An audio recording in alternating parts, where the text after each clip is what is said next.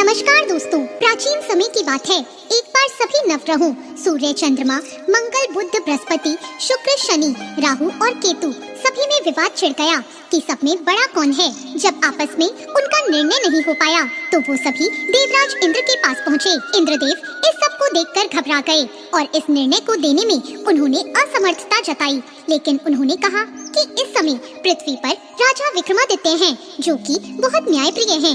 वे ही इसका निर्णय कर सकते हैं।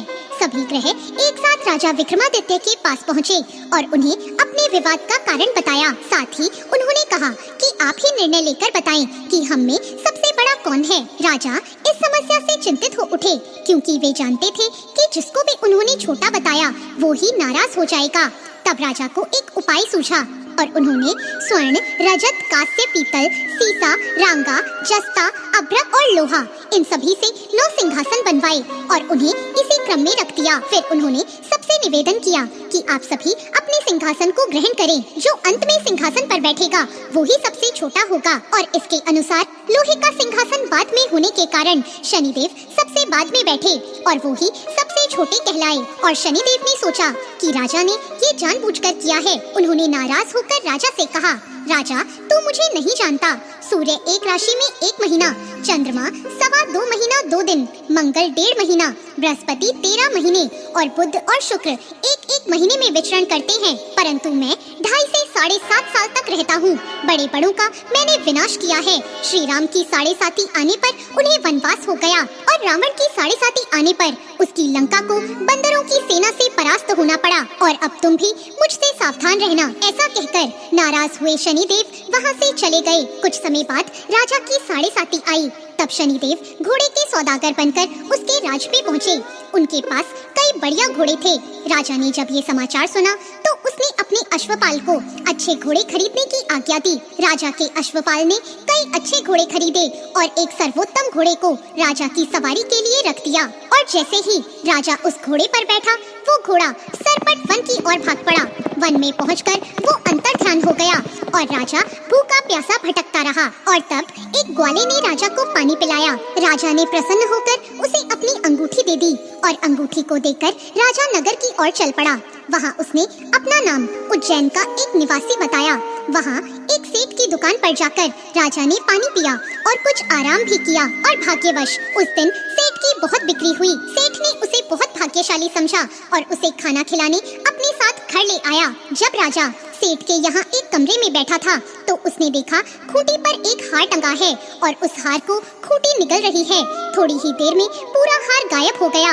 जब सेठ आया तो उसने देखा कि हार गायब है। उसने समझा कि किसी ने उसे चुराया है और उस राज्य के राजा ने भी उसे चोर समझकर उसके हाथ पैर कटवा दिए और उसे नगर के बाहर फेंकवा दिया। वहाँ से एक तेली निकल रहा था जिसे दया आई और उसने उसे अपनी गाड़ी में बिठा लिया और फिर वो मुंह से आवाज कर कर बैलों को हाँकने लगा। उस समय राजा की शनि की दशा समाप्त हो गई। वर्षा काल आने पर वो मल्हार गाने लगा। तब वो जिस नगर में था वहाँ की राजकुमारी को उसका गाना बेहद पसंद आया कि उसने प्रण कर लिया कि उस राग गाने वाले के साथ ही वो विवाह करेगी। उसने अपनी दासी को उसे ढूंढने भेजा। दासी ने बताया कि वो एक ऐसा आदमी है जिसके हाथ पैर नहीं है, परंतु राजकुमारी नहीं मानी। जब राजकुमारी नहीं मानी तो राजा ने तेली को बुलवाया और उसे विवाह की तैयारी करने को कहा और फिर उसका विवाह राजकुमारी से हो गया। एक दिन सोते हुए शनिदेव ने उस राजा के स्वप्न में आकर कहा, राजन, देखा तुमने मुझे छोटा बताकर कितना दुख झेला है। तब राजा ने उनसे क्षमा मांगी और प्रार्थना की कि हे शनिदेव, जैसा दुख मुझे दिया ऐसा किसी और को मत देना। शनिदेव मान गए और शनिदेव ने कहा, जो मेरी कथा और व्रत कहेगा उसे मेरी दशा में कोई भी दुख नहीं होगा और जो नित्य ही मेरा ध्यान करेगा और चींटियों को आटा डालेगा उसके सारे मनोरथ पूरे हो जाएंगे। साथ ही शनिदेव ने प्रसन्न होकर राजा को हाथ पैर वापस दे दिए।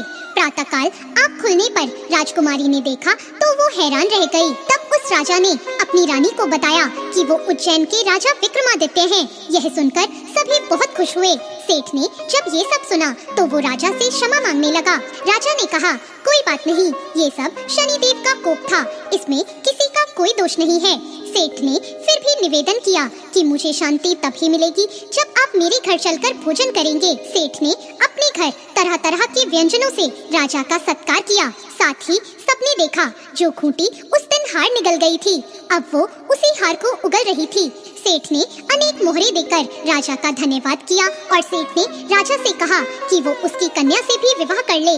राजा ने इसे स्वीकार कर लिया और कुछ समय बाद राजा अपनी दोनों रानियों के साथ उज्जैन नगरी को चल दिए। उज्जैन की सीमा पर ही उनका खूब स्वागत हुआ। सारे नगर में दीपक जलाए गए और खुशियाँ मनाई गई।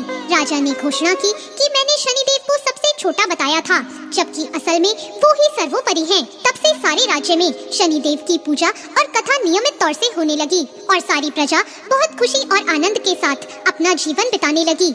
जो कोई शनिदेव की इस कथा को सुनता या पढ़ता है, उसके सारे दुख दूर हो जाते हैं। तो दोस्तों, कैसी लगी आपको आज की ये कथा? ऐसी और कथाओं के लिए हमारे चैनल भक्ति ज्ञान को सब्सक्राइब करें। धन्यवाद।